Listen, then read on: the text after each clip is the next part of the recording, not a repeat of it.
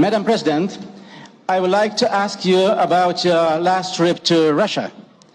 What did you feel when shaking hands with the war criminal Putin from the terrorist regime in Russia? What especially mandated you, who especially mandated you to represent the IPU, and what benefit did this visit bring to democracy and not to Russian propaganda? Do you agree that your visit to Russia before visiting victim country Ukraine was a mistake, and do you regret it? Thank you. Lithuania asked specific questions. Who mandated you to visit Russia? Why not Ukraine first? The letters were sent out, dear colleagues. The letters were sent very explicitly. They explained, and if you need copies of those letters because they are not secrets, you can always have copies. Letters were sent to our counterparts in Ukraine. Letters were sent to our counterparts in Russia. My visit was to begin with Ukraine. Ukraine responded the dates that we were ready to visit them. Mr. Zelensky and Mr. Speaker would be in New York for the NATO meeting. Would I have stopped them? No. It would be wise. In any case, I don't have such powers. Now, because the meeting of BRICS was taking place, would I stop going to Russia because Ukraine is not ready to receive me because of time? No. Why? Because IPU stands for dialogue. IPU is talking about parliamentary diplomacy. And it is in that context that I did all that I did. And I thought I would be given a little credit for all the efforts that I've done, not to be crucified for things that I have not. You're asking here who mandated me. Who mandated the former president who came from the 12 plus to visit Kiev? Who mandated him? Please, I think we have to reach a point where I have explained myself several times to you 12 plus, to everybody else who cared to understand.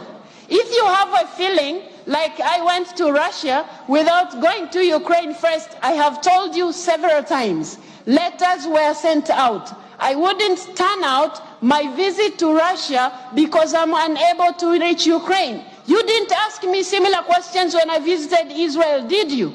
You didn't ask me similar questions when I visited Palestine, did you? You're not going to ask me similar questions when I visit Sudan. You're not going to ask me similar questions when I visit other places. I think, colleagues, let's have trust. You have elected a president who is supposed to deliver to her mandate. You have elected a president who is supposed to deliver to her mandate, and I think you are dealing with me unjustifiably, which is not fair to anybody. The questions that you have been raising, I have responded them to the best of my knowledge and to the best of my objectivity in all this matter.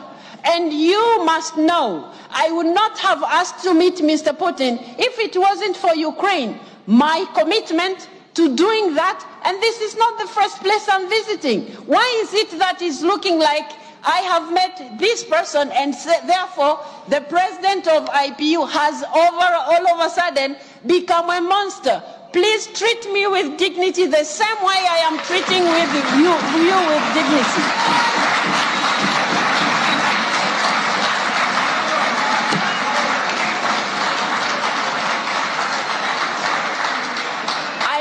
At all times advance parliamentary diplomacy.